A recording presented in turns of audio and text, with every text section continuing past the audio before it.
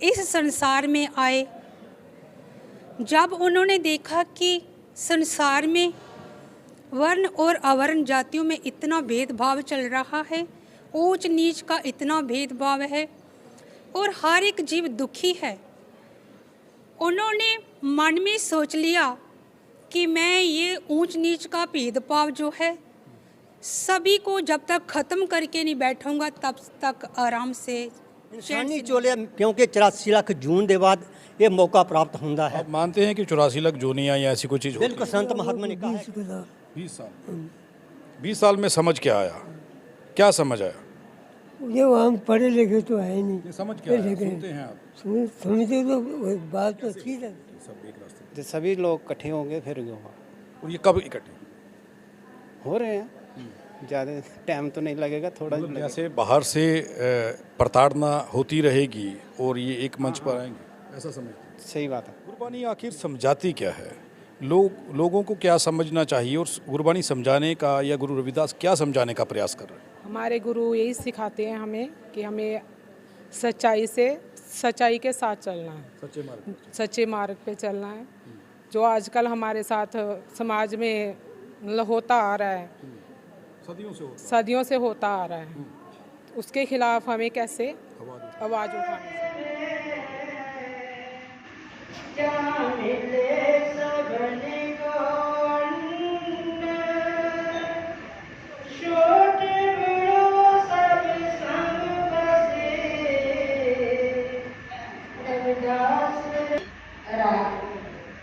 आशा बड़े श्री सत्यदास महाराज जी की एक ओंकार सत्य प्रसाद।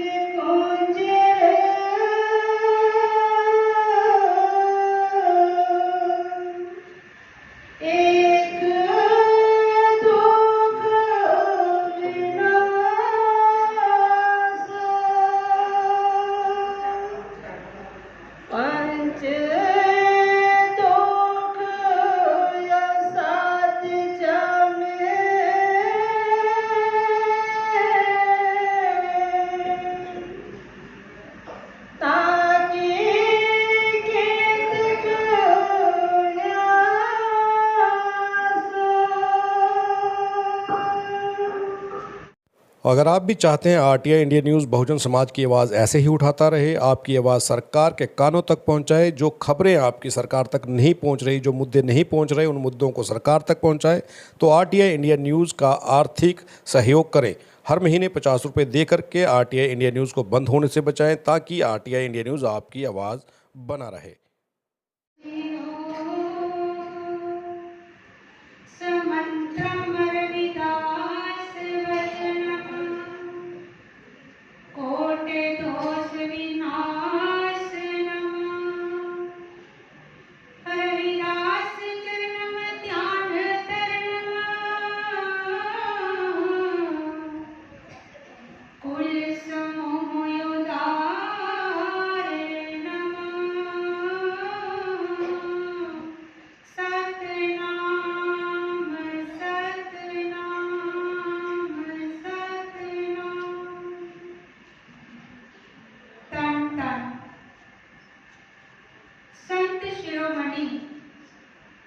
जगत माँ, जगत पिता, जगत गुरु श्री गुरु रविदास महाराज जी, मेरे रहबर पूजनीय श्री श्री 108 स्वामी गुरदीप गिरी महाराज जी बा गुरु महाराज जी की पावन पवित्र गोद विच विराजमान समूह सत्संग जीओ, आप सबनों जय गुरुदेव, जय श्री गुरु रविदास।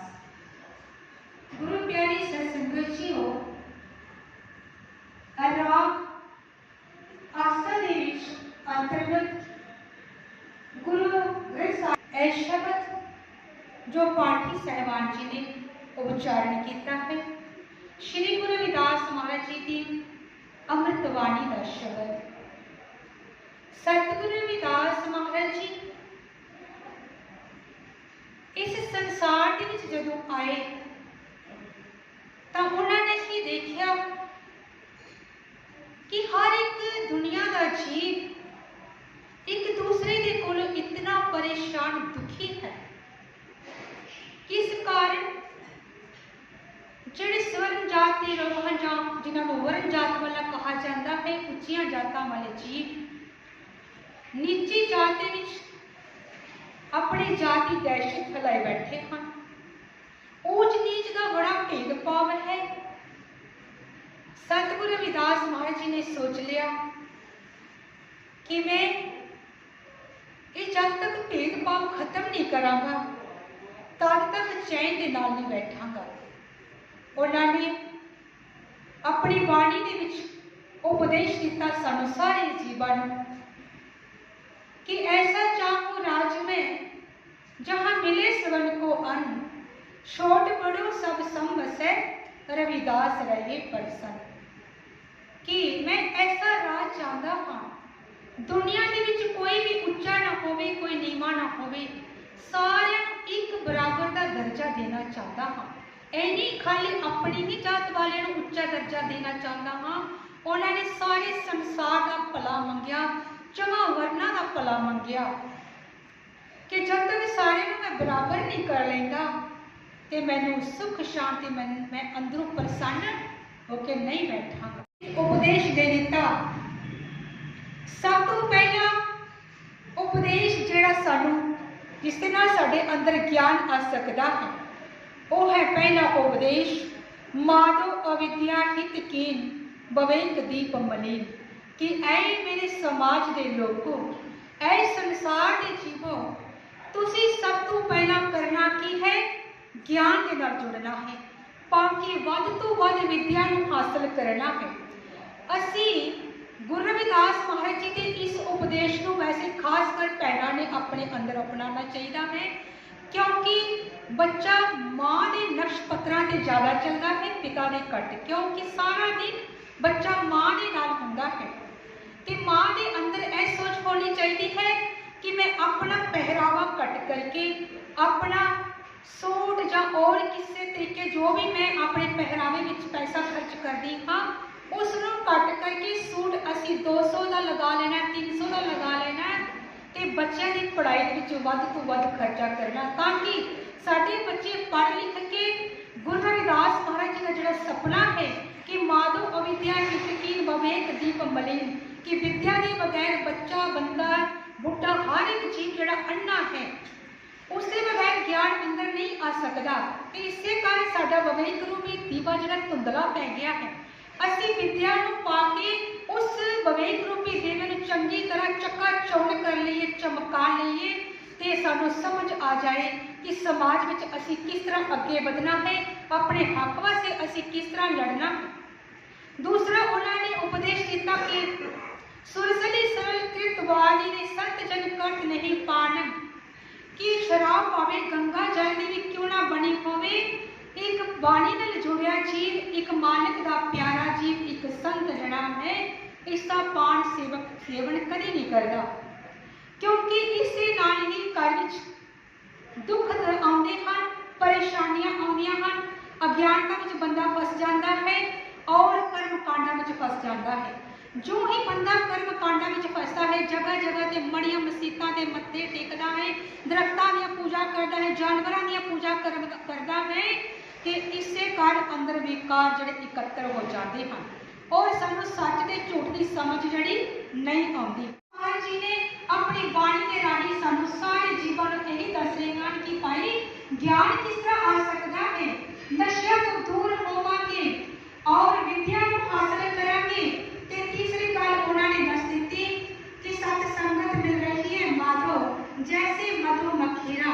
असी सारियां ने भाई मिल जुल के इस तरह रहना जिस तरह मधुमक्खियां एक छत्ते विच इकट्ठियां होकर रहदियां अंदर हुंदा है, पर कभी भी एक दूजे नूं डंगदियां नहीं हैं। इस सब तो बड़ी क्वालिटी उन्होंने अंदर सी। इस करके सतगुरु रविदास महाराज जी ने मधुमक्खियां की मिसाल सानू दी है, ना कि उन्होंने भेड़ा की मिसाल नहीं दी, जानवरों की मिसाल नहीं दी। भेड़ा भी इकट्ठियां होकर एक घोड़े में रहदियां हैं, उन्होंने उन्होंने मिसाल नहीं दी। सानू मधुमक्खियां की मिसाल देके ये तीन मूल मंत्र सानू देते हैं कि असी समाज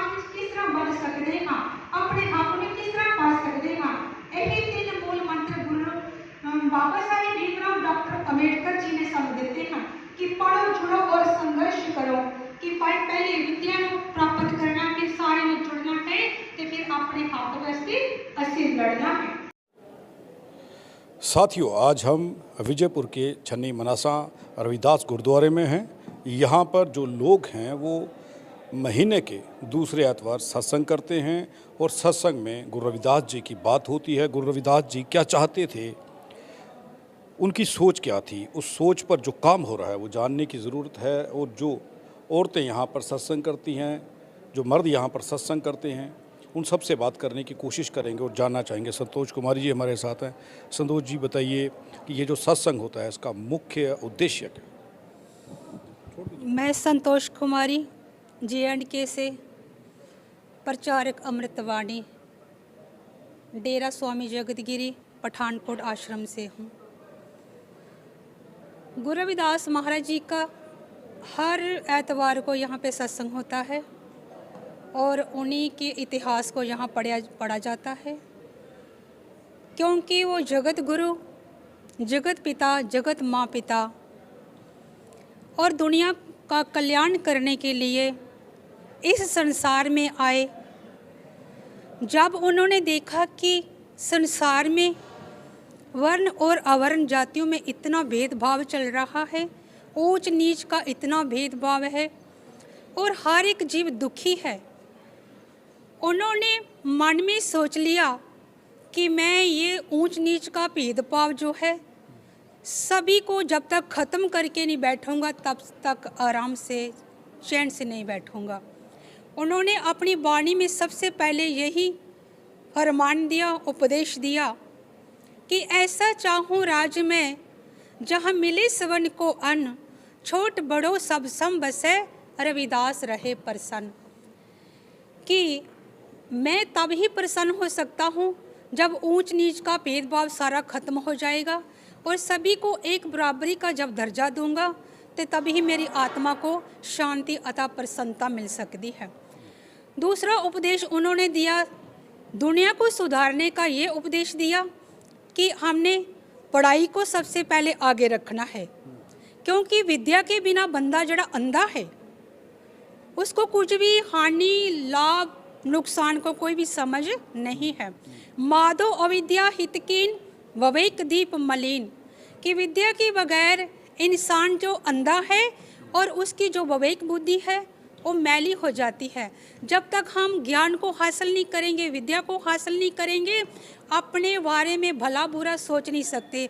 जेकर हम अपने बारे में भला बुरा नहीं सोच सकते तो समझो हम तरक्की नहीं कर सकते हैं। लेकिन मेरा एक सवाल है कि जो समाज पढ़ लिख गया वो कहाँ आपको लगता है कि रविदास जी के दिखाए हुए मार्ग पर चल रहा है?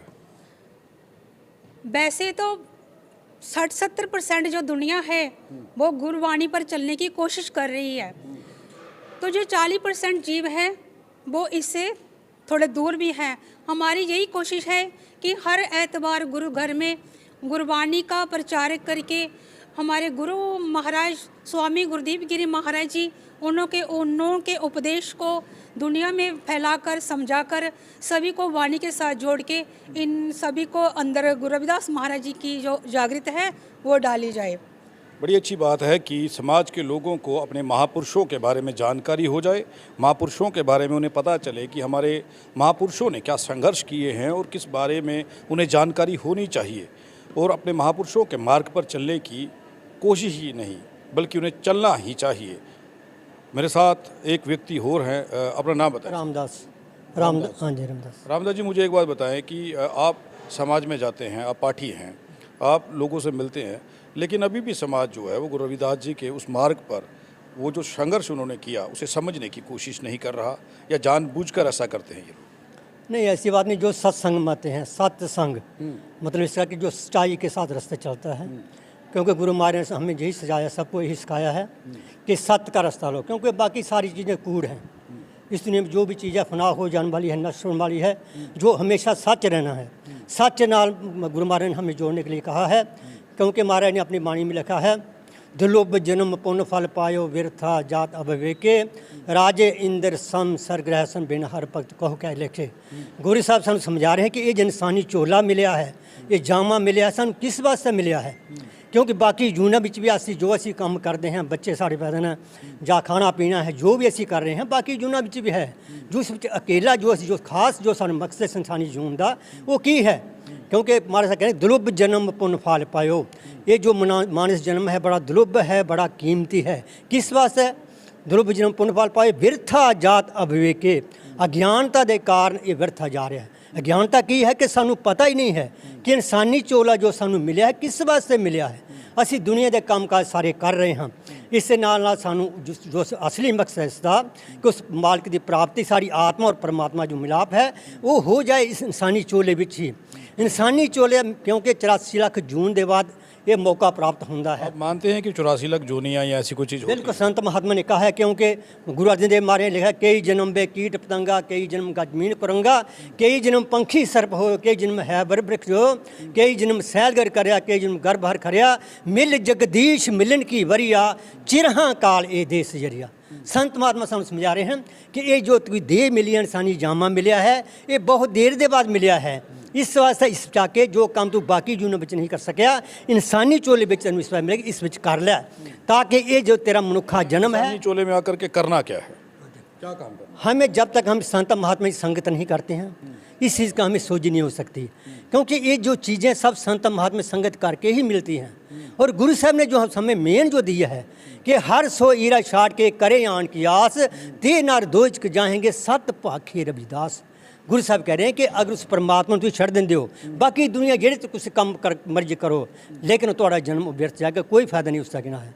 क्योंकि गुरु साहब कहते हैं कि सानू इस दुनिया के काम ये नहीं कि असी दुनिया काम काज नहीं करने, आप जो साढ़े प्रति जिम्मेवारियां इंसान साढ़े प्रति जो जिम्मेवारियां कौम दी ताएँ, अपने परिवार ताएँ या अपनी कंट्री ताएँ, वो सारी पूरी करना है। लेकिन उसके नाल नाल जो मेन मकसद है इस इंसानी चोले का वो है कि आत्मा और परमात्मा मिलाप है, वो होना इत्थे ही हो सकता है। क्योंकि सत्संग विच आके किते राजा महाराजा कहानियां नहीं सुनाई जांदियां, इत्थे केवल तो केवल उस परमात्मा की आत्मा की गल की जाती है, सच्चाई का रास्ता जो उससे बारे दस्या जाता है। इस वास्ते आपको क्या लगता है कितने % लोग इस चीज़ को समझ चुके हैं या गुरु रविदास जी के दिखाए हुए, कबीर जी के दिखाए हुए मार्ग पर चल रहे हैं? देखिए, बात ऐसे है कि इससे पहले जो है, क्योंकि हमारा इतना प्रचार नहीं था, जब से गुरु गुरुदेव महाराज इधर से आए हैं उन्होंने दूर दूर पहाड़ों तक सारा उन्होंने अपने जहाँ उन्होंने अपने प्रवचन किए हैं, लोग समझ रहे हैं। अब लोग जैसे आप देखो ये गुरु घर है, इसमें जब हम भंडारा करते हैं, जब महाराज का सत्संग होता है तो जहाँ कम से कम 4-5 हज़ार लोग आते हैं इधर। सो ये जो दुनिया में जागृत आ रही है किससे आ रही है? क्योंकि जो बाणी गुरु महाराज की जब ये लोग सोच रहे हैं, समझ रहे हैं, उस पर विचार कर रहे हैं, सो उनको पता चल रहा है कि ये इंसानी चोला किस लिए मिला है। इंसानी चोले जिसके, क्योंकि ये चीज़ हमें जो है ये सिर्फ आके जो है वो एक ही बार बार आ रही है कि अगर इंसानी जन्म मिला है तो जो इंसान का कर्म है, जो इंसान को करना चाहिए वो करने की कोशिश की जाए, अंधविश्वास से दूर रहने की बात जो है वो कही जाती है। लेकिन जो हमारा मैं ये दिखाऊंगा आपको कितने सारे लोग हैं यहाँ पर जो यहाँ पर आज सत्संग में पहुँचे हुए हैं। हर एतवार को यहाँ पर सत्संग होता है। एक व्यक्ति हमारे साथ और खड़े हैं। आप इधर आइए ज़रा, इन बुज़ुर्ग को जानना चाहूँगा मैं। आपका नाम क्या है जी? सुखराम। हाँ जी, सुखराम। शुक्रान। कब से जुड़े हुए हैं आप इस सत्संग घर से और इस सत्संग के साथ? हो गया होगा कोई 20 का साल। 20 साल। 20 साल में समझ क्या आया? क्या समझ आया? ये हम पढ़े लिखे तो है नहीं। ये समझ क्या आया? लेकिन सुनते हैं आप? समझते तो बात तो अच्छी लगती है। हाँ, वो समझ आया क्या करना है? और ये पे कोई है न तो ख्वाब दर्दा नहीं कमाना चाहिए, हाँ ना काम सही करना चाहिए, अपनी मेहनत से करो, हाँ। गुरु महाराज का नाम लाओ, ये सब ठीक ठाक है। बहुत बड़ी बात कही है कि मेहनत करो। ये हमारे महापुरुष कहते थे, मेहनत करो, धोखाधड़ी नहीं करनी है। आप समझ लीजिए ये क्या बात है, कितनी बड़ी बात है। मेहनत करनी है, धोखाधड़ी नहीं करनी है, धोखा नहीं करना है। और जो लोग धोखा करते हैं वो क्या करते हैं वो भी आप साथ जानते हैं कौन लोग हैं जो धोखा करते हैं। आपका क्या नाम है जी? मेरा नाम रौनक। रौनक जी, आप बताइए कि गुरु रविदास जैसा राज चाहते थे, क्या वो मुकम्मल हुआ? और क्या समाज के लोग, बहुजन समाज के लोग, उन महापुरुषों के जो वाणी थी, जो उनके बताए हुए मार्ग थे, उस पर चल रहे हैं? थोड़े कम चल रहे हैं। हाँ। कैसे होगा ये कि सब एक रास्ते पे? जब सभी लोग इकट्ठे होंगे फिर ये होगा। और ये कब इकट्ठे हो रहे हैं, ज़्यादा टाइम तो नहीं लगेगा, थोड़ा मतलब जैसे बाहर से प्रताड़ना होती रहेगी और ये एक मंच पर आएंगे, ऐसा समझते हैं? सही बात है। यही लगता हाँ जी, हाँ जी। तो समय दूर नहीं है, सब इकट्ठे होंगे। कुछ और औरतें भी हैं, उनसे बात करना चाहूँगा मैं। आपका क्या नाम है जी? कमलेश कुमारी जी। आप कब से इस सत्संग से और गुरु रविदास जी की वाणी को सुन रही हैं और समझ रही हैं? मुझे 20 साल हो गया। 20 साल। हाँ हाँ। तो 20 साल में समझा क्या आपने? क्या समझ आई कि गुरु रविदास क्या कह रहे हैं, हमें क्या समझना चाहिए? बहुत कुछ पाया, अमृत वाणी से बहुत कुछ दिया हमें। सबक मिला है कि अमृत वाणी क्या है, कैसे इसको समझना है, बच्चों को कैसे आगे चलाना है। सब कुछ हमारे पूजनीय गुरु गुरुदेव गिर महाराज जी ने। दो बातें बता दीजिए ताकि जो लोग सुन रहे हैं उन्हें पता चले कि किस रास्ते पर चलना चाहिए, कैसे चलना चाहिए। हमें अमृत वाणी पे चलना ही चाहिए, हमें भी चलना चाहिए, हमें अपने बच्चों को भी चलाना चाहिए, क्योंकि इसके बिना हमारा गुजारा नहीं है। हमें इसका गुरु का नाम लेना ही चाहिए। मतलब आपको लगता है कि गुरबानी के साथ जुड़ जाना चाहिए, ये कहना है आपका। आपका क्या नाम है? जी, मेरा सुदेश कुमारी। आप कब से जुड़े हैं? हो गया 15-20 साल। आपको भी 15-20 साल हो गए। जी। गुरबानी आखिर समझाती क्या है? लोगों को क्या समझना चाहिए और गुरबानी समझाने का या गुरु रविदास क्या समझाने का प्रयास कर रहे हैं? हमारे गुरु यही सिखाते हैं हमें कि हमें सच्चाई के साथ चलना है, सच्चे मार्ग। सच्चे मार्ग पे चलना है। जो आजकल हमारे साथ समाज में मतलब होता आ रहा है, सदियों से होता आ रहा है, उसके खिलाफ हमें कैसे आवाज़ उठानी चाहिए। और हमारे ये सुनना चाहता था मैं कि गुरु रविदास या हमारे महापुरुष जो हुए हैं, कबीर हुए हैं, जितने भी हमारे महापुरुष हुए हैं, वो चाहते क्या थे, वो बात ये बता रही है। जी हाँ, क्योंकि उस समय भी हमारे लोगों के साथ कितना अत्याचार होता था, उसी के हिसाब से हमारे गुरुजी ने अभी से नहीं 600 साल पुरानी की कहावत है जो हमारे गुरु कोई अभी पैदा नहीं हुए हैं जी, जो सदियों से चलते आ रहे हैं।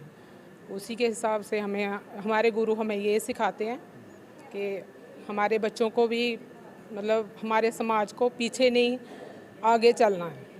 समझ लीजिए कि 600 साल पहले गुरु रविदास क्या कह रहे हैं और आज भी उस चीज़ को नहीं समझ पाना, मैं समझूंगा कि ये मूर्खता है। इनको पढ़ना, इनकी मूर्तियों को पूजना हमारा काम नहीं है मेरे ख्याल से। उनकी वाणी को पढ़ना, उनके दिखाए हुए मार्ग पर चलना, ये ज़रूरी है, जिसे शायद लोग कम समझ रहे हैं। अब देखना ये होगा कि आने वाले समय में जिस प्रकार गुरु रविदास जी के गुरुद्वारे, कबीर जी की वाणी ये प्रचलन में आ रही है और समाज समझने लगा है, पढ़ने लगा है, उनके दिखाए हुए मार्ग पर चलने लगा है। अब हालात कुछ भी रहे हों, लेकिन बहुजन समाज अपने महापुरुषों को पहचानने लगा है। हम उम्मीद करेंगे कि बहुजन समाज अपने महापुरुषों को पढ़ेगा, उनकी गुरबानी, उनकी लिखी हुई उन बातों को पढ़ेगा और उस राह पर चलने की कोशिश करेगा जहाँ पर उनका राज होगा। धन्यवाद।